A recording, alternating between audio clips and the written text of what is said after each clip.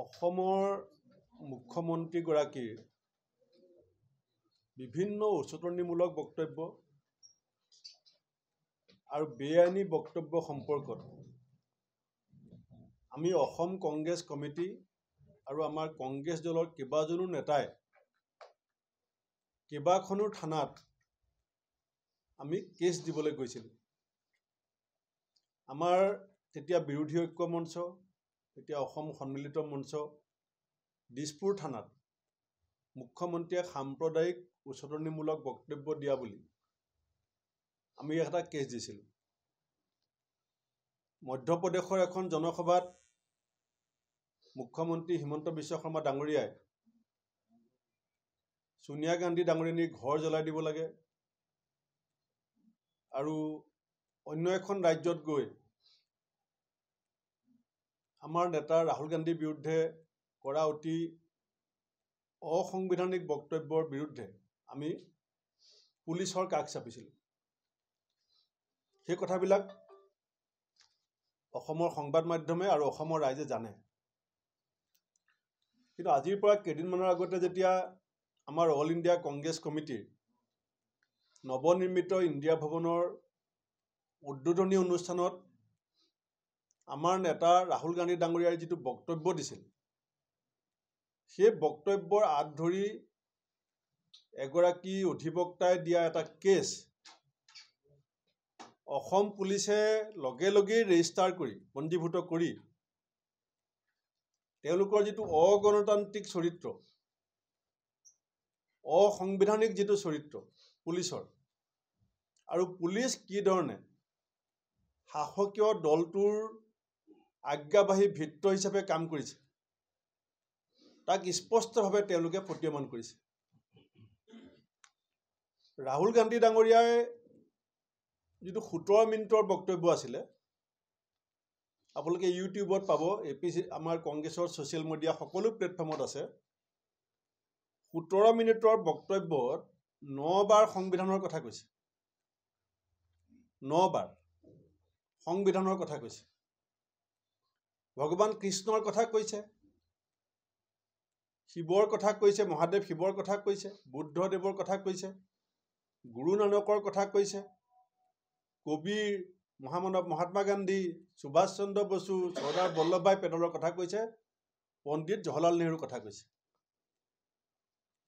দেশৰ সংসদৰ বিৰোধী দলপতিজনে আৰু বিশেষকৈ ৰাহুল গান্ধী ডাঙৰীয়া সংবিধানৰ প্ৰতি যিটো শ্ৰদ্ধা গোটেই দেশজুৰি সংবিধানৰ সুৰক্ষাৰ কাৰণে, দেশৰ সাৰ্বভৌমত্বৰ কাৰণে ৰাহুল গান্ধী ডাঙৰীয়াৰ যিটো প্ৰচেষ্টা সেইটো সৰ্বজন স্বীকৃত।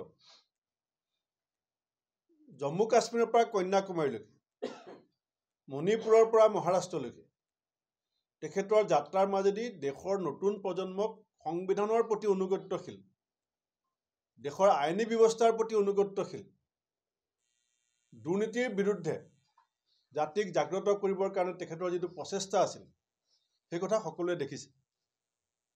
এতিয়া যিজন ব্যক্তিয়ে এই কেছটো দিছে,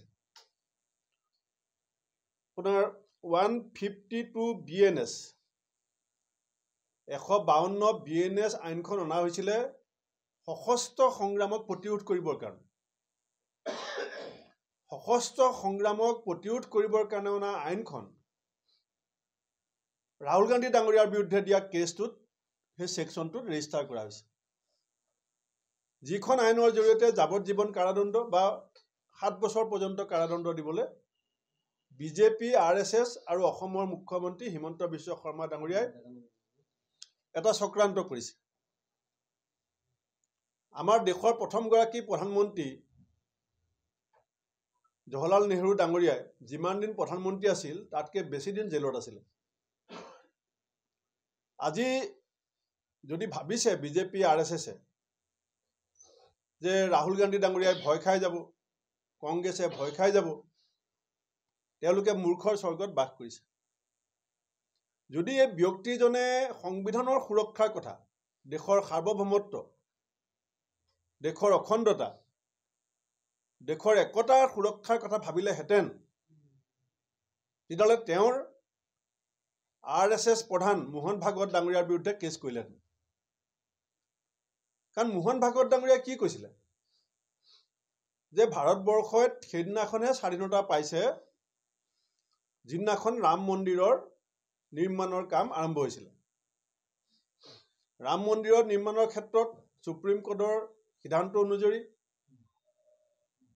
যি সিদ্ধান্ত লৈছিলে সেয়া সকলোৱে আমি জানো। কিন্তু গান্ধীজী, সুভাষ বসু, আবুল কালাম আজাদ, চৰ্দাৰ বল্লভভাই পেটেল, অসমত গোপীনাথ বৰদলৈ, নবীন চন্দ্ৰ বৰদলৈ, কনকলতা, মুকুন্দ কাকতি, ভোগেশ্বৰী ফুকননী, কুশল কোঁৱৰ, মণিৰাম দেৱান, এইসকলৰ যিটো অৱদান আছিলে স্বাধীনতা সংগ্ৰামৰ প্ৰতি যিটো ত্যাগ, যিটো বিৰল ত্যাগৰ বিনিময়ত আমি স্বাধীনতা পাইছিলোঁ 1947 চনৰ 15 আগষ্ট মাজনিশা, সেই ত্যাগক তেওঁলোকে উপেক্ষা কৰিছে নে নাই কৰা? স্বাধীনতা 1947 চনৰ 15 আগষ্টত পোৱা স্বাধীনতাক যদি কোনোবাই তাচিল্য কৰে আৰু যিখন সংবিধান আমি 1952 চনৰ স্বাধীনতাৰ পৰৱৰ্তী সময়ত আমি যিখন সংবিধান আমি দেশৰ জনতাই আম্বেদকাৰ ডাঙৰীয়াৰ জৰিয়তে গ্ৰহণ কৰিছিলোঁ, সেই সংবিধানৰ প্ৰতি উপেক্ষা কৰা মানুহজনক